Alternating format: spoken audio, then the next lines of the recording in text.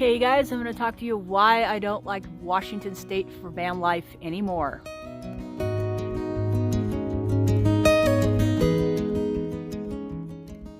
Okay, you guys, so you know me, I try to keep things upbeat and positive and all that kind of stuff, and I normally don't do videos that have like a negative slant. I try to be really nice, but Ron's right. He asked me to do a video like this for you guys because, well, it's kind of important, and it happened to us when we were traveling. As you know, we've been gone for quite a long time. We did a lot of traveling. We were gone for 6 weeks. No, we didn't take my beast. That's why he's for sale, because he doesn't go on adventures anymore. He's not set up for that anymore. He's not set up for 2 people. And, well, quite frankly, he just doesn't get as good mileage as Ron's van does. So yeah, we just don't take him around very much. If we do keep him, he's going to be, for something else, and possibly, weekend camping around here. Yeah, so anyway, Ron asked me to make this video for you guys because, well, we both think this is kind of important, and it took me some soul searching to do it because, like I say, I try not to do I try not to talk bad about stuff. I figure, well, if you can't say anything nice, don't say anything at all. But you guys need to know all this kind of stuff, whether you're full-timing it or part-timing it like Ron and I are doing now. This is something that you guys need to be informed on.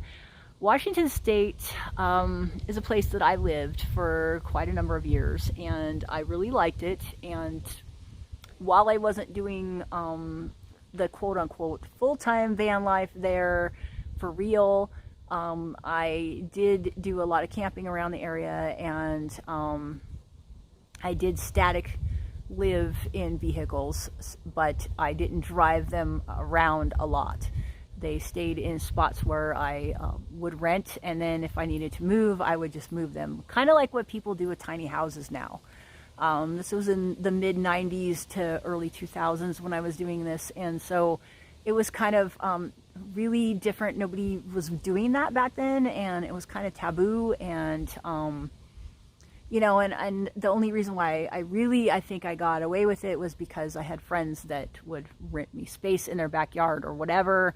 And also, like I said, we would go up into the woods and camp out every once in a while, but it wasn't a great big deal. And there were a lot more free spots to go back then. I can tell you now, just because of the whole I want to go camping trend because of COVID and because of fires in the West and things like that, a lot of the camping spots on the whole entire West Coast are basically gone. They're clogged up. It's really hard to find even just a place to pull over, much less paying for something or going out into the forest right now. It's just a big deal. People are doing it. That might change here in a few weeks when fall starts to come in and the off season socks in. There's probably going to be a lot more openings then, but we'll see. But when I started van life in my life, it really wasn't like the cool thing to do. I started doing it just so that I could, not have to live with people that didn't have the same lifestyle as me and used, harsh chemicals and things on their clothing and cleaning and things, and were making me sick.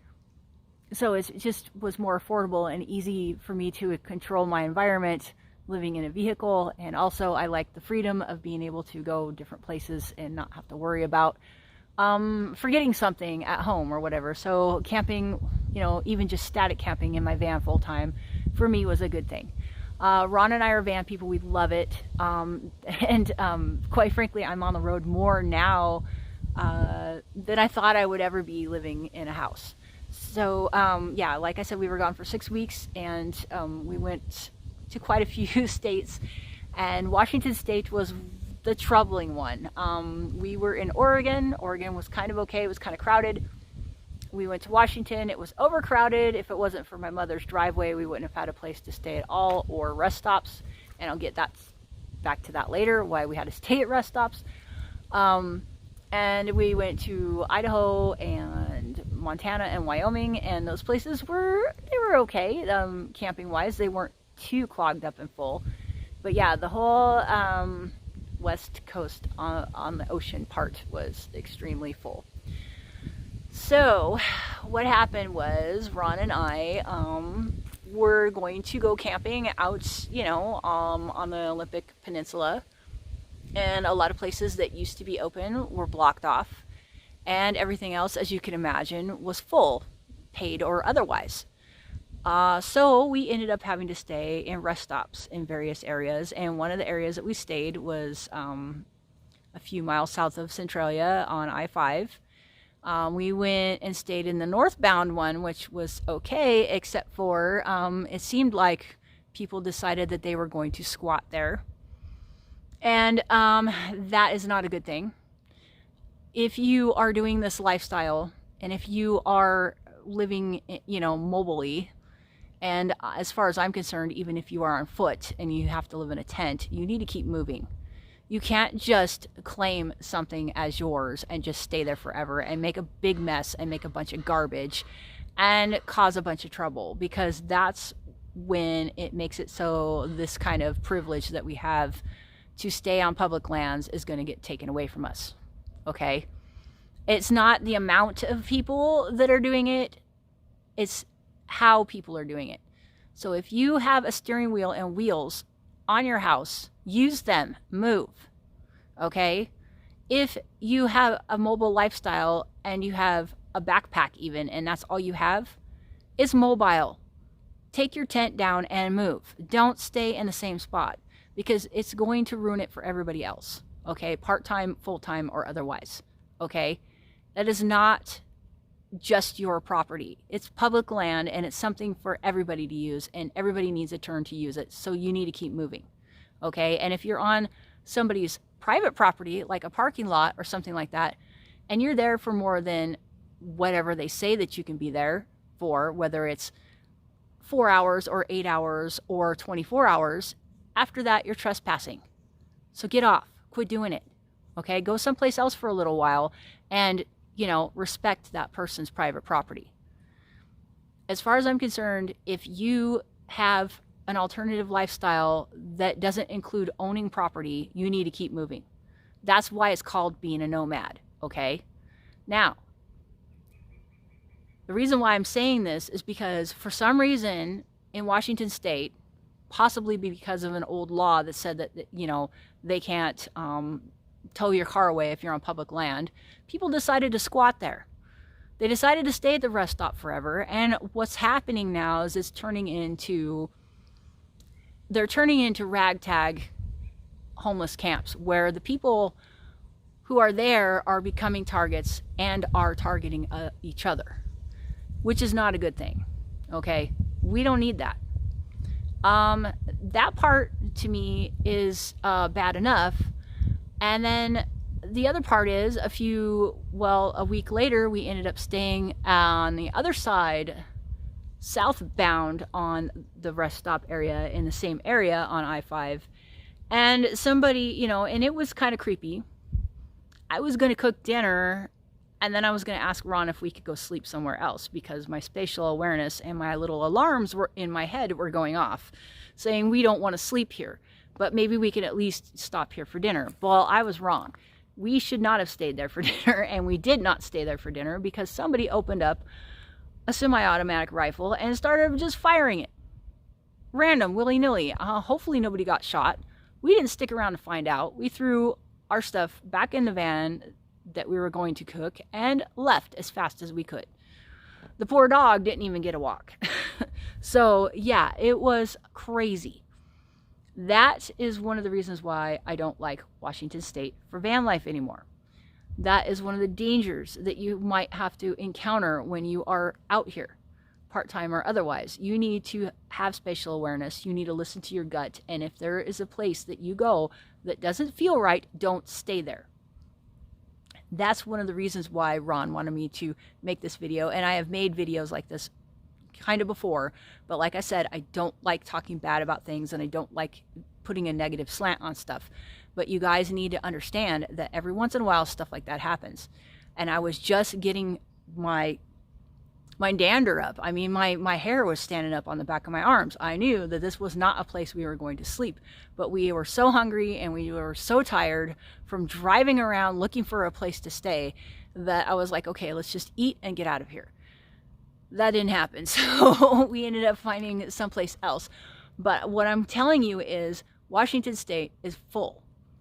The people just decided to give up, I guess. And there is like, you know, permanent people just squatting in a lot of places. So I don't like Washington State for van life anymore. You guys can have all your opinions. I'm sure there's still really good ways to stealth camp in the city and just keep, but as long as you have to keep moving. But as far as in the summertime going out into the wooded areas and wanting to use public land, it's really full and it's really difficult. So yeah, and like I say, guys, just keep just be aware of your surroundings. Don't not listen to your gut. I mean, it's better that if you're paranoid and nothing happens, and you leave and nothing would have happened, that's fine. That's better than staying there and telling yourself, oh, you're being stupid, and then something happens to you. So yeah, just keep that kind of stuff in mind. I think that it's important. Ron thought it was important. He wanted me, like I said, to make this video for you guys, hoping that it might benefit our audience. But yeah, just at least in the summertime, I don't know what it's going to be like in the off season. I have no idea. I haven't visited up there in the wintertime in a long time. But in the summertime, I just don't recommend it. I don't think it's a place to go. Washington State is really not conducive to van life anymore. Like I say, there's a lot of stuff that used to be open that's blocked off. All the paid campgrounds were full. All of the free campgrounds were full, and public lands were so full. I mean, you couldn't even stay at a trailhead. I mean, I don't even think that even if I got there at like 7 o'clock in the morning or earlier, we would have found a parking space. There is just no place to go. And again, the people at the trailhead, their trucks and stuff look like they've been there for more than like, a short hike. They look like they've been there for weeks and weeks, not just, enough to go on a few day camping trip and come back. No, their cars look like they had been there forever. So yeah, I don't know what's going on up there. All I know is that it's not a good scene. I don't recommend my audience go up there. If you do, try to enjoy yourself and enjoy it at your own risk, but it's really, really hard to find good, secure places to camp, at least in the summertime. Like I said, that's not city camping. We didn't go camp in Seattle. We didn't go camp in Everett. We didn't go camp in any of the bigger towns and do the normal thing like I've done before, because that's not what we were up there for. We were up there to go see, some nature and, just be out in Mother Nature and do all that good stuff. So just a heads up and FYI, I don't recommend Washington State for camping van life anymore, or even camping. Like if you're going up in there and go just to go tent camping, I'm not so sure you're going to have a good time, because there's really no place. And a lot of the campgrounds, I'm thinking to myself, unless they're my relatives, I don't want to camp that close to them. No offense, I like everybody, but holy moly, I'm not going camping to go out there and like live in like it's a city. So that's just not how I roll. And I know a lot of you are like that too. So I don't think that in the summertime, Washington State is a good thing.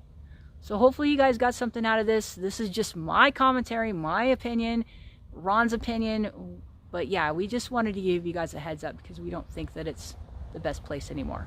So thank you guys for watching. Have a nice day. Talk to you later. Bye.